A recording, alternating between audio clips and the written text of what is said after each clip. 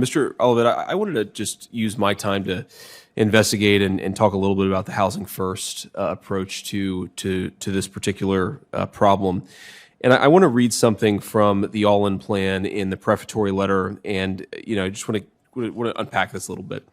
So you write in that letter, the United States of America can end homelessness by fixing public services and systems, not by blaming the individuals and families who have been left behind by failed policies and economic exclusion. Now, I certainly agree that we all have to recognize that we're all a product of our circumstances in different ways, and you don't want to blame people for being down on their luck. But I also worry that the approach of seeing people, even people who are very, very significantly suffering, as pure victims sort of robs them of agency. And if you rob people of agency, the compassion that you have for them is not compassion for a human being, it's compassion for an animal. Instead of a human being who makes decisions, who's influenced by their environment, certainly. And I think that a lot of the housing first approach does precisely that. It sees people as pure victims instead of actors who, sometimes have very tragic things happen to them, but also can do things in the face of that tragedy to rise above it. I'm curious sort of how you think about this. I mean, you're dealing with people who have had very, very tough lives, often cases, childhood trauma, drug addiction, the whole gamut of it.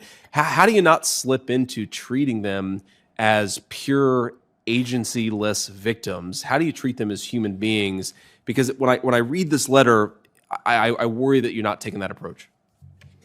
Thank you, Senator, for asking a tough question. I start with a fundamental belief that we are all equal as human beings. We are all deeply flawed and beautiful and wonderful and powerful and broken all at the same time. That's true regardless of housing status. I've known many people who have experienced mental illness and addiction who never become homeless, and I've known a lot of people who are homeless who have never experienced mental illness or addiction. Sure. And it overlaps a lot. And you I think, rightly mentioned the prevalence of childhood trauma, physical and sexual abuse that scars people for decades to come, for their entire lives. But I also believe that recovery is possible, and I believe that very, very deeply. And what I've seen around Housing First, and I said this earlier, I was in this field in the mid-'90s when we weren't doing Housing First, and we set up a lot of requirements for people. What I saw in those approaches was dehumanizing and disempowering. What I see when we can get people the stable foundation of housing is that they can live into their best selves. And without that, it's nearly impossible to do. It's impossible for people to rebuild their lives without the safety of a door they can lock, without the safety of their own bathroom they can go in, their own kitchen that they can prepare their meals in. And so I actually see this as fundamentally humane and empowering, and very much treating the person as an agent of their own future. Well, I appreciate that. I think that's very important. It's one of the things that I think often right and left talk past each other on these issues, because obviously, again, we are subjects of our circumstances. We're also individual human beings with free will. And I do worry that sometimes the anti-poverty lingo on the left very often glosses over that fact, even though certainly we have on my side our own problems. I want to just talk about the evidence basis of the Housing First policy. And I really recognize I'm short on time, but let me try to get this out quickly. So the first time I ever visited San Francisco, California, I thought it was one of the most beautiful cities that I had ever seen. And when you go to San Francisco now, when you go to the Tenderloin, or you go further south, you go to Los Angeles, you go to Skid Row, what you see is a community that feels like, and in fact, if you look at the violent crime rates, are approaching something like a third world country. I mean, just unbelievably catastrophic chronic homelessness, all the addiction, the abuse, the violence that comes along with that. And yet, California, since 2016, has supported the housing first approach to ending homelessness, even as chronic homelessness has gotten way worse in the state of California.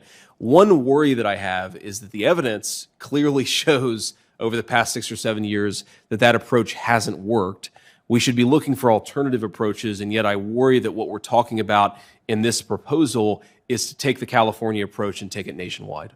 I think there's a great evidence base that Housing First works for people. It works 85 to 90% of the time. And there are randomized controlled trials over 20 years that show that to be the case. In fact, there are very few other interventions in the homelessness arena that have the degree of evidence behind it. But now, why has California gotten so much worse if this works so well? we see people still falling into homelessness. I think if you look at the housing market, and you talk about San Francisco, you talked about Skid Row in Los Angeles. I was in San Diego recently, and their vacancy rate is 1.4%. There are no units. And so even if you have a voucher, you can't go get one. We see elderly people falling into homelessness for the first time because they simply can't afford the rent. The rent goes up and their income stays fixed. And so to me, if we look at the intervention that's actually working to help people move out of homelessness and say, but we still have homelessness, so that must be a failure, it's a misinterpretation of what's actually going on. It is working at an individual level. It's not working at a population level for two reasons. We haven't scaled it up to meet the need, and we haven't turned off the faucet that's flowing into homelessness. Out of time. Thank you.